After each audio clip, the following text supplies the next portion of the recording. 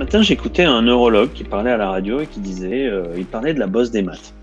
Et je réponds pas directement à ta question, t'as remarqué, hein, Ah, euh, et, euh, et en fait, il disait, est-ce qu'on a cette bosse des maths et tout? Et il disait, ben, en fait, en maths, les garçons réussissent globalement mieux que les filles.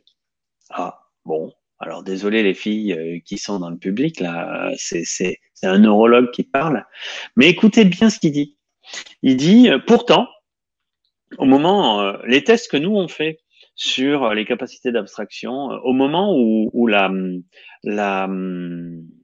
les enfants rentrent en première année de maternelle, premier contact avec l'école, ils ont exactement les mêmes prédispositions, les mêmes capacités. C'est-à-dire qu'en fait, on est devant un effet non pas neurologique ou physiologique, fille serait moins douée que garçon pour l'abstraction ou je ne sais quoi, hein, quelque idée on pourrait. Mais en fait, on est plutôt devant un impact sociologique, c'est-à-dire par habitude ou par le fait que justement cette phrase soit dite encore et encore, ah bah oui, vous les filles, vous aurez plus de mal, ça va être plus difficile pour vous.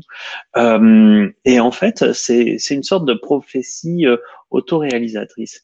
Et je crois qu'en fait, jusqu'à maintenant, on avait fait l'apprentissage de l'apprentissage et à l'école, on fait l'apprentissage de l'échec. C'est la première fois qu'on se retrouve en échec. On a appris plein de trucs jusqu'à ce moment-là, mais là, on apprend une notion, la notion de normalité et la notion d'évaluation. exactement. C'est intéressant ce que tu viens de nous dire par rapport au fait que tous les enfants, finalement, ont la même neurologie, donc les mêmes capacités, et que l'école nous apprend cette notion d'avoir des limites. Et est-ce que d'ailleurs, ce serait pas dans ce modèle-là qu'on ferait cet apprentissage et qu'on mettrait en place notre propre limite. Ce que tu racontais sur les maternelles me fait penser à une autre expérience qui a été faite par quelqu'un que j'aime beaucoup, qui est Sir Robinson, qui est un spécialiste de l'éducation et de l'école, et qui explique qu'ils ont fait une expérience en donnant à un groupe d'élèves un trombone et en leur demandant qu'est-ce qu'on pouvait faire avec un trombone. Et au bout d'un certain temps, les élèves ont rendu leur copie, si j'ose dire, en disant, ben voilà, on a trouvé 140 façons d'utiliser un trombone de manière différente.